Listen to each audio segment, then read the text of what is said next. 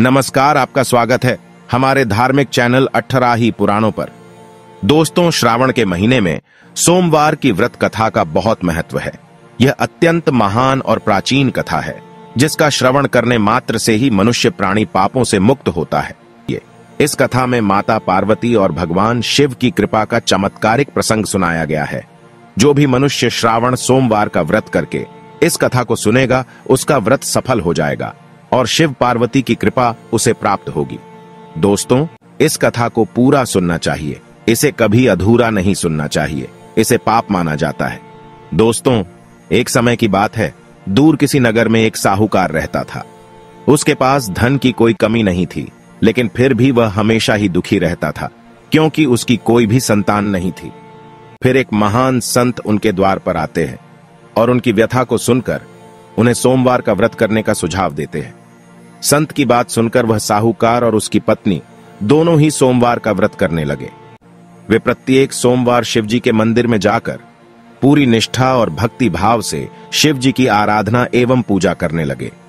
उस साहूकार और उसकी पत्नी की भक्ति देखकर माता पार्वती बहुत प्रसन्न हुई और उन्होंने शिवजी से प्रार्थना की, हे प्रभु, आपका भक्त साहूकार और उसकी पत्नी बहुत समय से सोमवार का व्रत कठोरता से कर रहे हैं, उन्हें उनकी भक्ति का फल निश्चित ही मिलना चाहिए।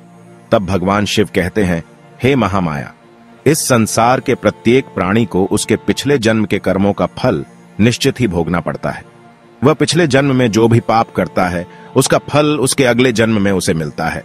यह साहूकार भी उसके पिछले जन्म के कर्मों का फल भोग रहा है, यही उसकी नियति है। फिर माता पार्वती कहने लगती है, हे प्रभु, इस संसार में आपके लिए कोई भी कार्य असंभव नहीं है। आप महाकाल है, मृत्यु भी आपकी ही आज्ञा का पालन करती है। आप बड़े बड़े पापियों को भी क्षमा कर देते हैं, फिर अपने इस भक्त को भी उसके पिछले जन्म के कर्मों के लिए क्षमा करके उसकी इच्छा को पूर्ण कीजिए।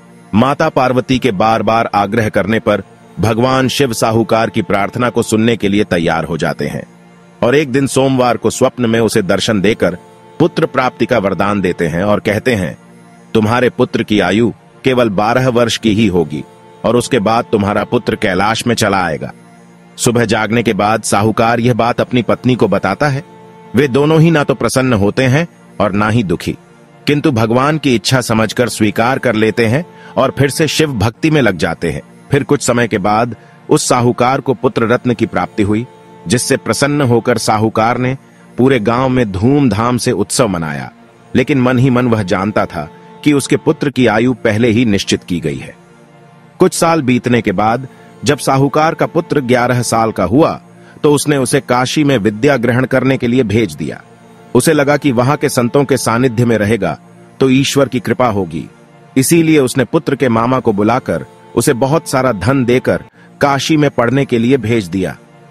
जाते समय उसने उनसे कहा कि रास्ते में जो भी साधु संत मिले उनकी सेवा करना, दान धर्म करना और जहां भी शिव मठ अथवा मंदिर मिले वहां शिव जी की पूजा करते हुए जाना।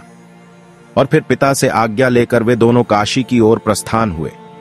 काशी के मार्ग पर में उन्हें एक नगर मिला, जहां पर एक राजा की पुत्री का विवाह एक राजकुमार से होने जा रहा था। लेकिन वह राजकुमार एक आंख से काना था। इसी कारण से राजकुमार के पिता ने एक योजना बनाई। वह विवाह के समय अपने पुत्र के स्थान पर किसी सुंदर बालक को बिठा देगा, ताकि राजकुमारी विवाह के लिए इनकार न कर दे। उसी समय वहां पर वह साहूकार का पुत्र और उसका मामा पहुंच गए। उस साहूकार के पुत्र को देखकर उस राजा ने उसे कहा कि तुम मेरे पुत्र के स्थान पर राजकुमारी से विवाह करो और मैं तुम्हें बहुत सारा धन दूंगा। फिर उसने हां कर दी और उसका विवाह राजकुमारी के साथ हो गया। लेकिन उस साहूकार के पुत्र को यह बात बहुत बुरी लगी, इसीलिए उसने राजकुमारी की चुनरी पर लिख दिया कि तुम्हारा विवाह मेरे साथ हुआ है और तुम जिस राजकुमार के साथ जा रही हो वह एक आंख से काना है। मैं तो काशी में पढ़ने के लिए जा रहा था, तो राजा ने मुझे उसके स्थान पर बिठा दिया। साहूकार के पुत्र के जाने के बाद जब राजकुमारी ने यह बात पढ़ी तो वह बहुत क्रोधित हो गई और उसने यह बात अपने पिता को बता दी और उस राजकुमार के साथ जाने से इनकार कर दिया। और फिर वह रोते हुए शिवजी के मंदिर में जाकर शिवजी की पूजा करने लगी। उसने अपने पति को वापस पाने के लिए सोमवार का व्रत करना शुरू कर दिया। दूसरी ओर साहूकार का पुत्र और उसका मामा दोनों काशी में पहुंच गए। वहां पहुंचने के बाद उन्होंने कई साधु संतों की सेवा की और दान धर्म करने लगे। फिर जब साहूकार के पुत्र की आयु 12 वर्ष की हुई तो उसके मामा ने काशी में एक यज्ञ का आयोजन किया और सभी ऋषि मुनियों को निमंत्रण दिया। यज्ञ के बाद साहूकार के पुत्र को नींद आने लगी और वह सोने के लिए शिव मठ में चला गया और उसी समय नींद में उसकी मृत्यु हो गई। जब उसका मामा उसे देखने के लिए अंदर आया तो उसे पता चला कि उसके भांजे की मृत्यु हो चुकी है, जिससे वह बहुत दुखी हुआ, लेकिन वह चुप रहा और उसने सभी ब्राह्मणों और ऋषि मुनियों को दान दक्षिणा करके विदा किया। उसके बाद वह बहुत जोर जोर से विलाप करके रोने लगा और भगवान शिव और माता पार्वती को पुकारने लगा। उसी समय माता पार्वती और भगवान शिव आकाश मार्ग से गुजर रहे थे, तो माता पार्वती ने उसका विलाप सुना तो उन्हें बड़ी दया आ गई। उन्होंने भगवान शिव से उसके दुख दूर करने के लिए कहा, तो शिव जी कहने लगे, देवी, यह उसी साहूकार का पुत्र है जिसकी आयु केवल 12 वर्ष की निर्धारित की गई थी। लेकिन मां तो मां होती है, उसकी ममता की कोई सीमा नहीं होती। अपने पुत्र को वह कभी दुख में नहीं देख सकती। इसीलिए माता पार्वती मातृभाव से विभोर होकर शिव से आग्रह करने लगी, हे प्रभु, देखिए उस बालक के मामा आपके शिव भक्त है। उस साहूकार के पुत्र की पत्नी भी सोमवार का व्रत कर रही है और अपने पति की राह देख रही है। उसकी माता भी अपने घर उसकी राह देख रही है। आप अपने इतने सारे भक्तों को कैसे दुर्लक्ष्य कर सकते हैं? वे सभी उसके वियोग में प्राण त्याग देंगे। कृपया आप उस बालक पर कृपा करें।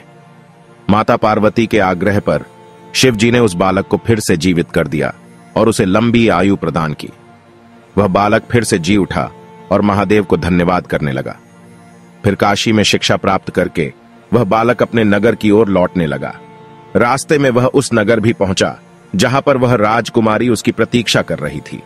फिर राजा को जब इस चमत्कार का पता चला तो उसने उसकी पुत्री का विवाह उस साहूकार के पुत्र के साथ कर दिया और बहुत सारा धन धान्य देकर विदा कर दिया। इधर साहूकार और उसकी पत्नी भूखे प्यासे रहकर अपने पुत्र की राह देख रहे थे। उन्होंने यह प्रण रखा था कि यदि उन्हें उनके पुत्र की मृत्यु का समाचार मिलता है तो वे उसी क्षण प्राण त्याग देंगे।